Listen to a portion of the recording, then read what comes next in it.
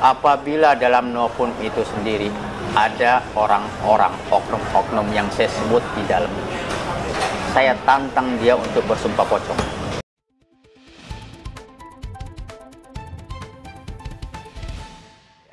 Kalau saya mendengar ketika terbunuh saudara saya nggak kaget sih.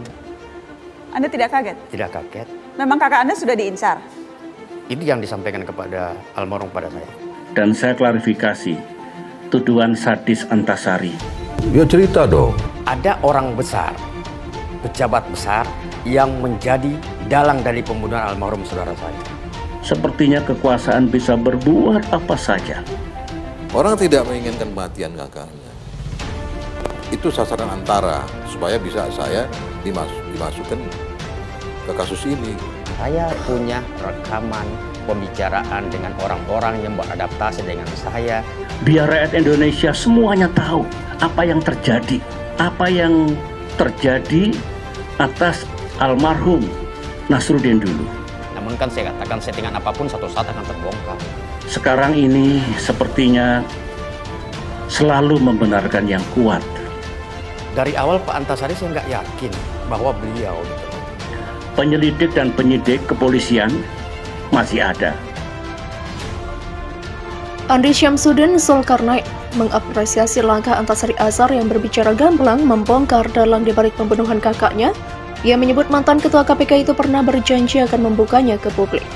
Yang jelas Pak Antasari mengatakan kepada kami dalam jangka waktu 3 bulan sejak keluarnya Pak Antasari dari LP, dia akan mengungkap siapa yang dalang di balik itu. Demikian kata Andi.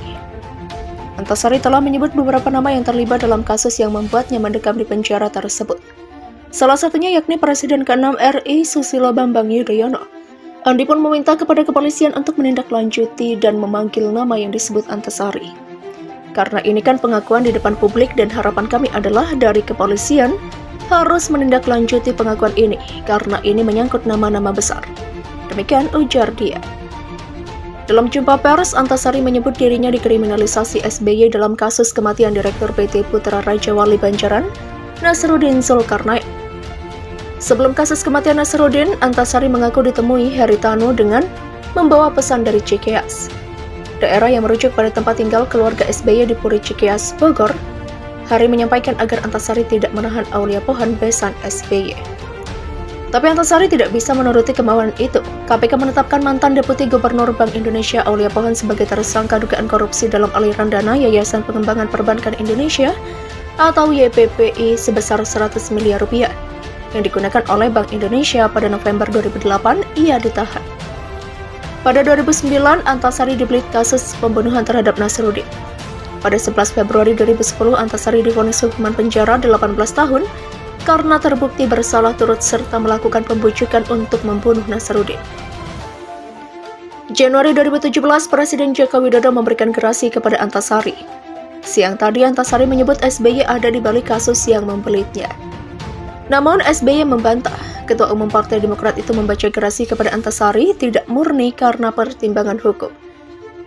Yang saya perkirakan terjadi, nampaknya gerasi kepada Antasari punya motif politik dan ada misi untuk serang dan diskreditkan saya.